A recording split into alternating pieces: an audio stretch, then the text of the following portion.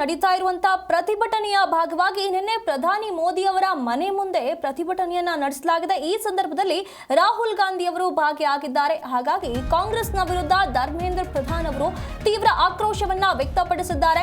ಇಲ್ಲಿ ವಿದ್ಯಾರ್ಥಿಗಳನ್ನ ರಾಜಕೀಯ ದಾಳವಾಗಿ ಬಳಸಿಕೊಳ್ತಿದ್ದಾರೆ ಅಂತ ಹೇಳಿ ಆರೋಪವನ್ನ ಮಾಡ್ತಿದ್ದಾರೆ। ಕಾಂಗ್ರೆಸ್ ನಾಚಿಕೆ ಇಲ್ಲದೆ ಕೆಲಸವನ್ನ ಮುಂದುವರಿಸಿದೆ।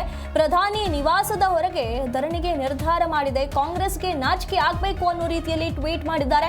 ತಮ್ಮ ಎಕ್ಸ್ ಖಾತೆಯಲ್ಲಿ ಒಂದು ಪೋಸ್ಟ್ ಅನ್ನ ಧರ್ಮೇಂದ್ರ ಪ್ರಧಾನ್ ಅವರು ಮಾಡಿ ಕಿಡಿಕಾರಿರುವಂತದ್ದು ಪ್ರಜಾಸತ್ತಾತ್ಮಕ ಚರ್ಚೆ ಬದಲು ರಾಜಕೀಯ ಪ್ರದರ್ಶನವನ್ನ ಕಾಂಗ್ರೆಸ್ ಮಾಡ್ತಾ ಇದೆ ಅಂತ ಹೇಳಿ ಈ ರೀತಿಯಾಗಿ ಕಿಡಿಕಾರಿರುವಂತದ್ದು।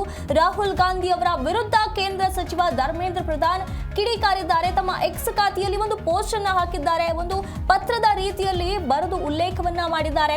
ಇಲ್ಲಿ ಕಾಂಗ್ರೆಸ್ ವಿದ್ಯಾರ್ಥಿಗಳನ್ನ ರಾಜಕೀಯ ದಾಳವಾಗಿ ಬಳಸಿಕೊಳ್ತಾ ಇದೆ।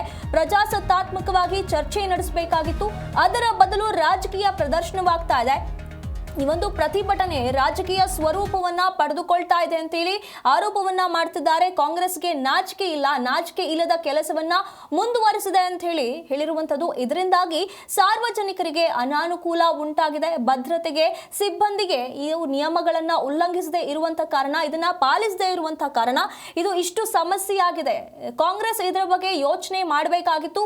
ರಾಹುಲ್ ಗಾಂಧಿ ಅವರು ಯಾವುದೇ ಯೋಚನೆ ಇಲ್ಲದೆ ಈ ರೀತಿಯಾಗಿ ಪ್ರತಿಭಟನೆಯಲ್ಲಿ ಭಾಗಿಯಾಗಿ ವಿದ್ಯಾರ್ಥಿಗಳನ್ನ ರಾಜಕೀಯ ದಾಳವಾಗಿ ಬಳಸಿಕೊಳ್ತಿರೋದು ಎಷ್ಟರ ಮಟ್ಟಿಗೆ ಸರಿ ಅನ್ನುವಂತ ಪ್ರಶ್ನೆಗಳನ್ನ ಮಾಡ್ತಿದ್ದಾರೆ। ರಾಹುಲ್ ಗಾಂಧಿ ಹಾಗೆ ಪ್ರಿಯಾಂಕಾ ಗಾಂಧಿ ಇಬ್ಬರೂ ಕೂಡ ನಿನ್ನೆ ಪ್ರಧಾನಿ ನರೇಂದ್ರ ಮೋದಿ ಅವರ ಮನೆಯ ಮುಂದೆ ಕೂತು ಧರಣಿಯನ್ನ ನಡೆಸಿರುವಂತದ್ದು, ಅವರನ್ನ ತಕ್ಷಣ ಅರೆಸ್ಟ್ ಕೂಡ ಮಾಡಲಾಗಿತ್ತು। ಇಷ್ಟರ ಮಟ್ಟಿಗೆ ಈ ಒಂದು ಪ್ರತಿಭಟನೆ ತೀವ್ರತೆಯನ್ನ ಪಡೆದುಕೊಂಡಿರುವಂತದ್ದು।